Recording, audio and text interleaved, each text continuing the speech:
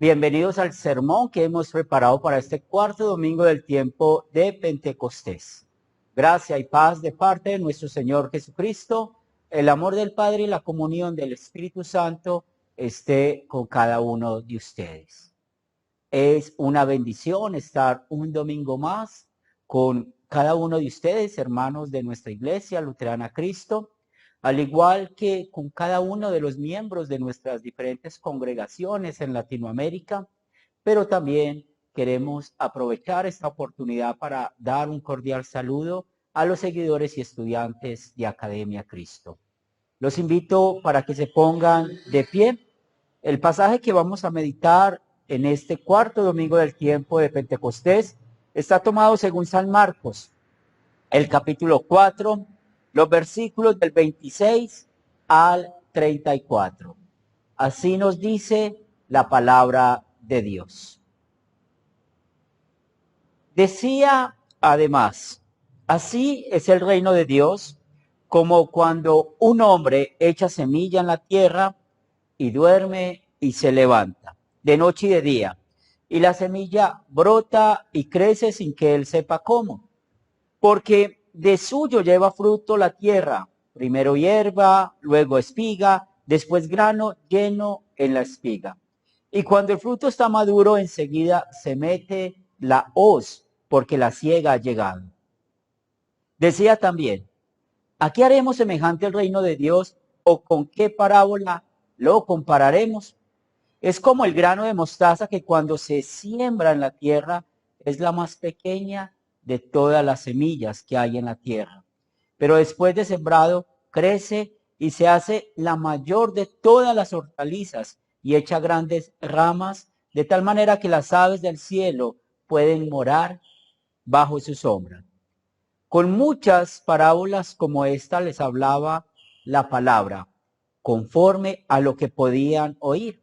Y sin parábola no les hablaba, aunque sus discípulos en particular les declaraba todo. Ese es el pasaje que vamos a meditar. Los invito para que se sienten.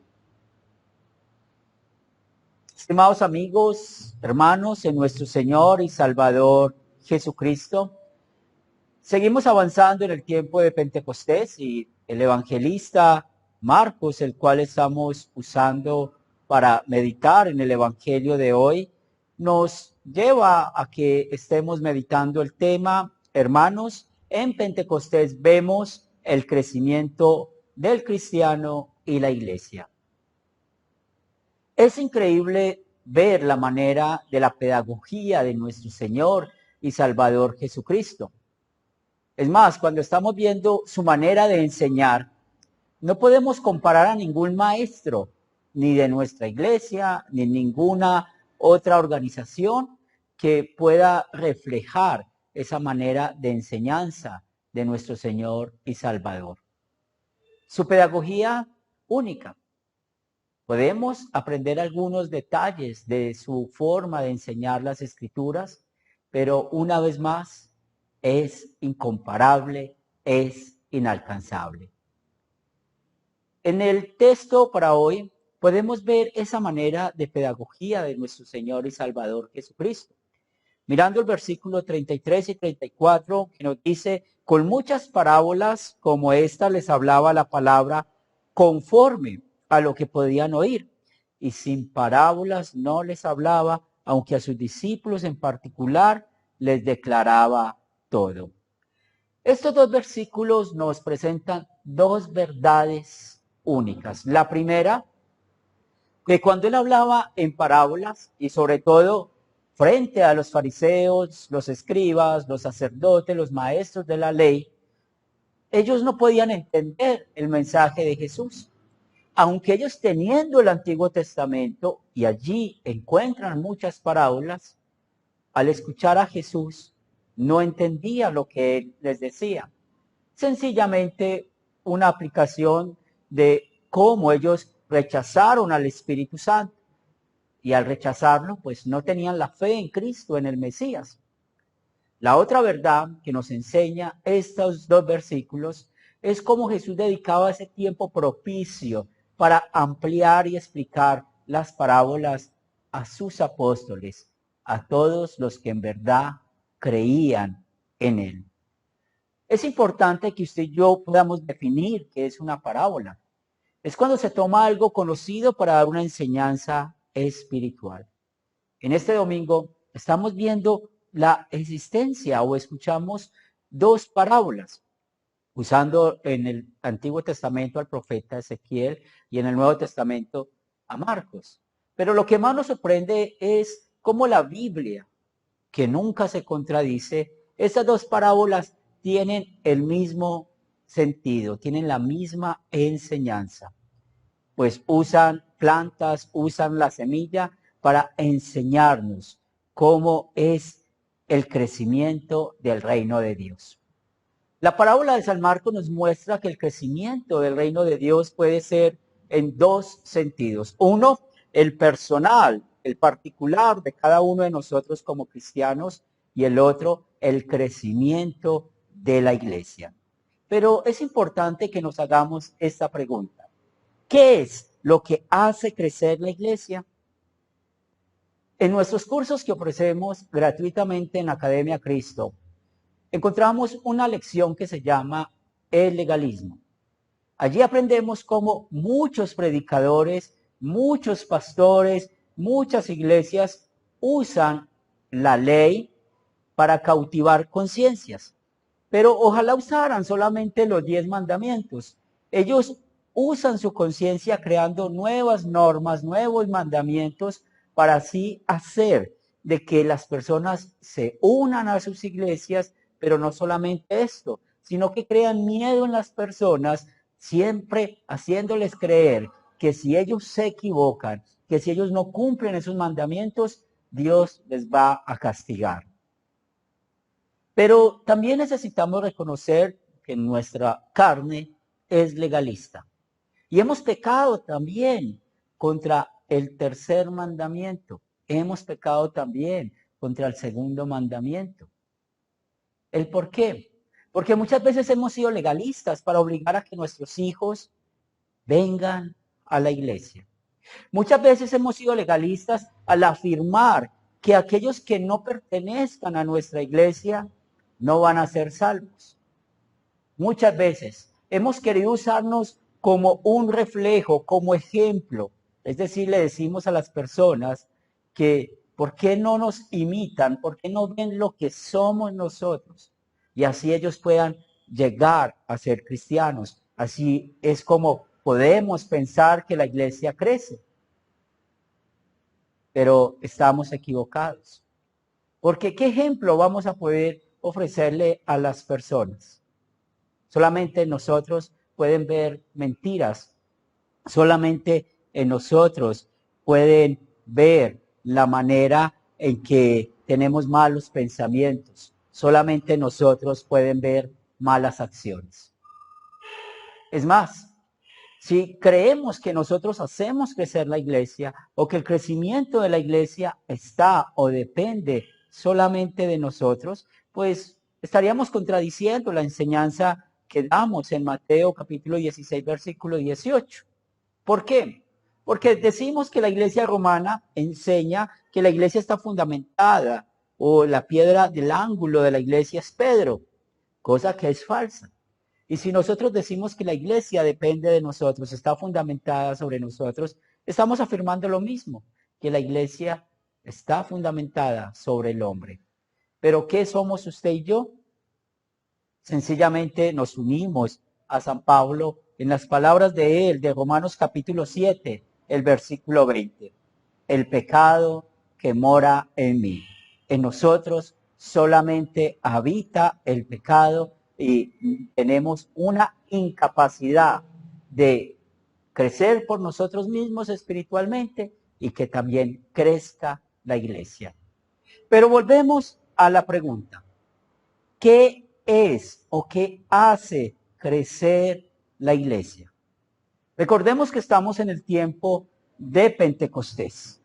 El Espíritu Santo no solamente actuó ese día en el cual llegó lenguas de fuego a los apóstoles y empezaron a expandir la iglesia.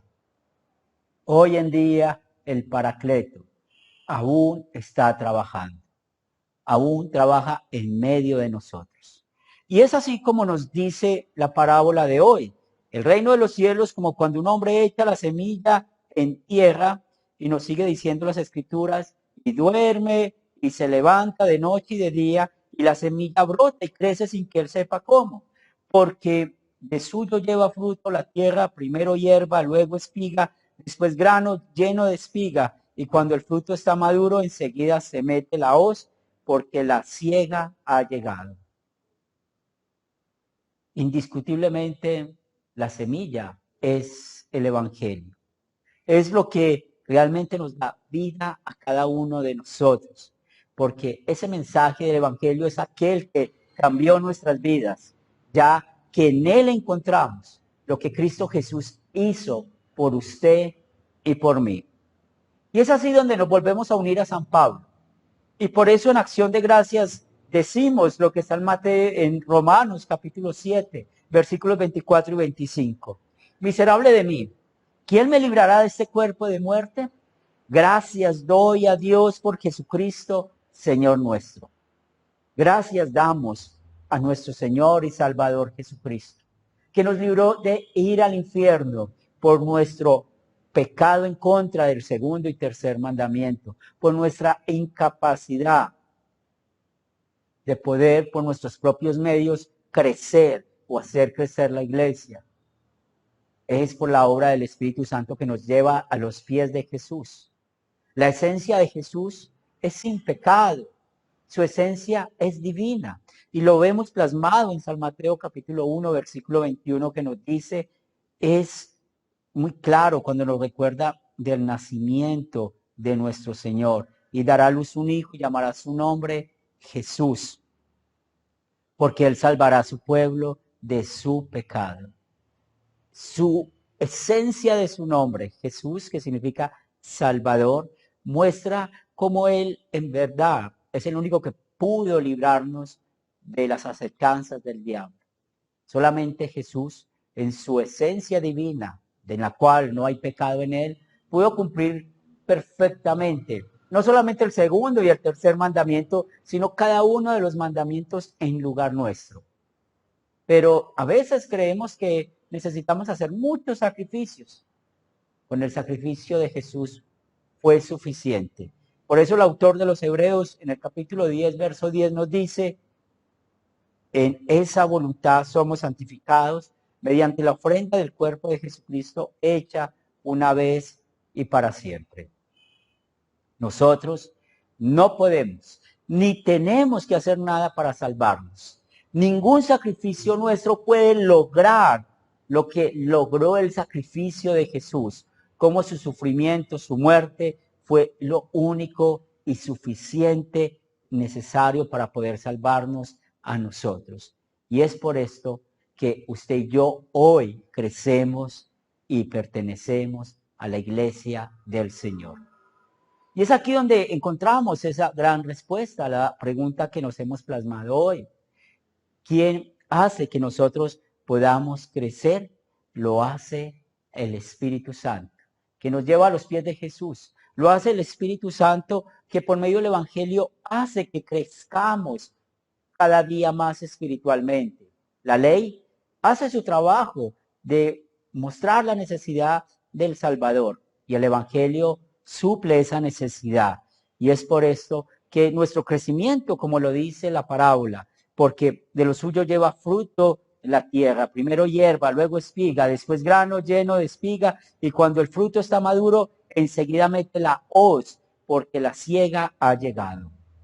La semilla que llega a la tierra, y la tierra que es el corazón del hombre, y ya sabemos que esa semilla es el Evangelio, y el campesino que la ha sembrado, pues no tiene nada más que sembrarla. Por eso es muy enfática esta parábola. El sembrador solo tiró la semilla, ella crece sin que él se dé cuenta. Lo mismo pasa en nuestras vidas. Cómo ha crecido el Evangelio en cada uno de nosotros. Y por eso es que este mismo Evangelio ha empezado a cambiar en nosotros nuestra manera de hablar, nuestra manera de expresarnos hacia los demás. También cómo empieza este evangelio a influir nuestra manera de pensar y sin darnos cuenta, en verdad vemos cómo nuestras vidas son guiadas por Dios, son guiadas por sus mandamientos y es así como es tan rico, tan delicioso para nosotros el poder congregarnos con frecuencia, el poder meditar en la palabra de Dios cada día, porque el Espíritu Santo hace que usted y yo seamos como esa parábola, las vírgenes sensatas, del cual estamos preparados, así como lo dice esa parábola, estar listos cuando se mete la hoz, porque la siega ha llegado, y cuando está hablando de la siega es el fin del mundo, la venida de nuestro Señor y Salvador Jesucristo. Hoy nosotros damos gracias al Espíritu Santo y sencillamente hagamos un viaje al pasado. Recordemos lo que usted y yo éramos. Ahora, hoy, lo que el Espíritu Santo nos ha hecho por medio de la fe. Pero también nos hace falta hablar, ya que hablamos del crecimiento del cristiano, que lo hace el Espíritu Santo por medio del Evangelio, ¿qué es lo que hace crecer la iglesia? La otra parábola que nos dice Jesús, hablando de un grano de mostaza, que cuando se siembra en tierra es la más pequeña de todas las semillas que hay en la tierra, pero después de sembrado crece y se hace mayor que todas las hortalizas y echa grandes ramos de tal manera que las aves del cielo pueden morar bajo su sombra. Podemos ver en esta parábola la aplicación de cómo nuestro Señor Jesucristo usa ese grano de mostaza. Es tan pequeño, tan diminuto, que es a veces difícil de verlo y cómo al crecer se convierte en un árbol que da buena sombra. Y esto no solamente ofrece sombra, sino protección. El reino de los cielos crece sin que nosotros podamos darnos cuenta.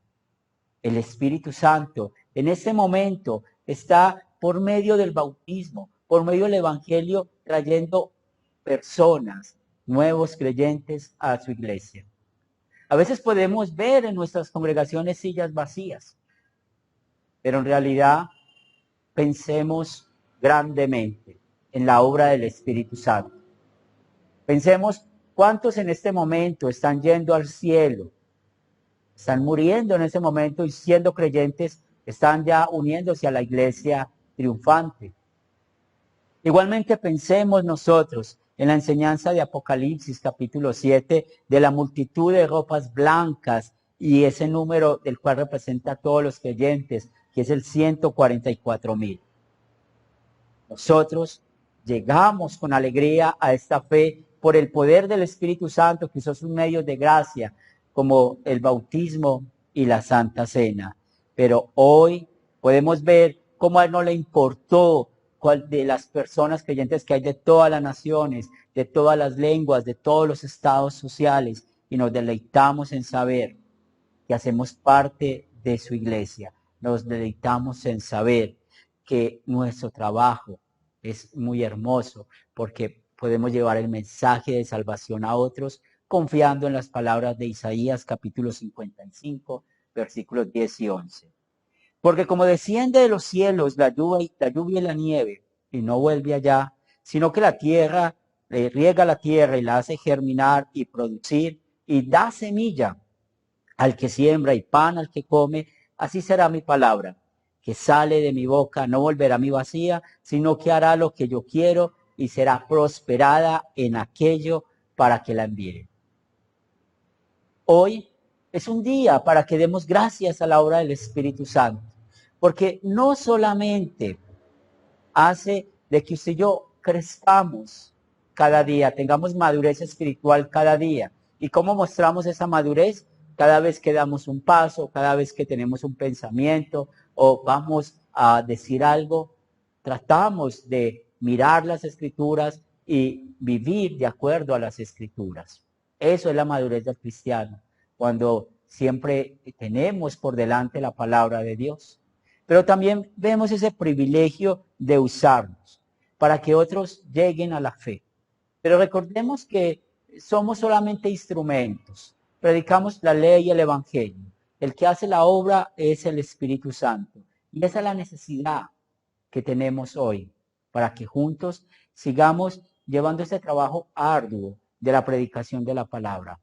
Cada día oremos para que seamos usados, para que nuestro ministerio sea usado, para que otros puedan conocer esta verdad, puedan confesar la única verdad, que Jesús es el camino, que Jesús es la verdad, que Jesús es la vida.